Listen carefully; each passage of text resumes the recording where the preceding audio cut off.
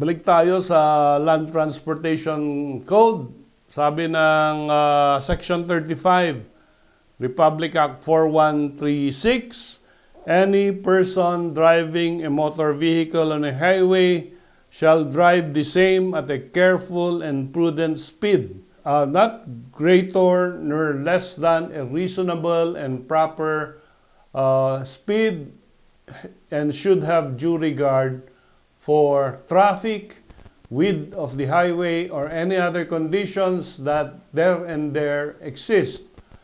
No person shall drive any motor vehicle upon a highway at such a speed that it may endanger the life, limb, and property of any person, nor at a speed greater than will permit him to bring the vehicle to a stop within a cleared distance ahead.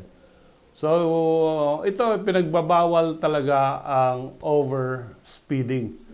And dito, sinet ng Land Transportation Code na ang maximum speed limit for everybody is 80 kilometers for cars and motorcycles.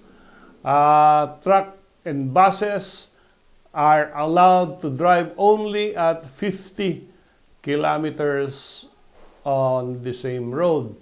So, in Metro Manila, merong mga ordinance na nag-set kung ano ang speed limit ng area. Pag pumasok ka sa Metro Manila, ang governing rule is Metro Manila Development Authority Regulation number 19-0001. Dito sa Baguio, ang ordinance na nagre-regulate sa atin Ordinance number 18 series of 2019, no? Alam na natin 'yan. Dito sa Baguio, 20-30 kilometers per hour. Pero meron din ang nakalagay sa Land Transportation Code na ang local government units cannot, hindi pwedeng maggawa ng ordinance na nagsiset ng speed limit below yung Land Transportation Code. So, ito na yung conflict between the Land Transportation Code and Ordinance number 18. Doon, ang sabi nila is 18 at 50 for the trucks. As ordinance natin, sinasabi 20 or 30. At ito ngayon ay ang conflict between the ordinance at yung national law, which shall be determined only by the courts kung ano yung tama.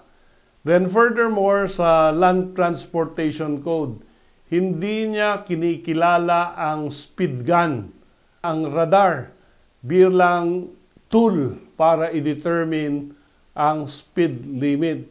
So as of now, walang batas na nagsasabing pag nahuli ka dahil in-speed gun ka, ay tama yun.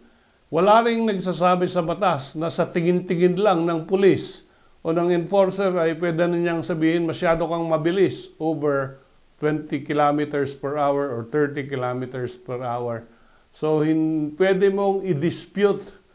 Pag hinuli ka, pwede mong i-dispute kasi hindi pwede ang speed gun, hindi pwede ang radar, at lalong hindi pwede sa tingin-tingin lang.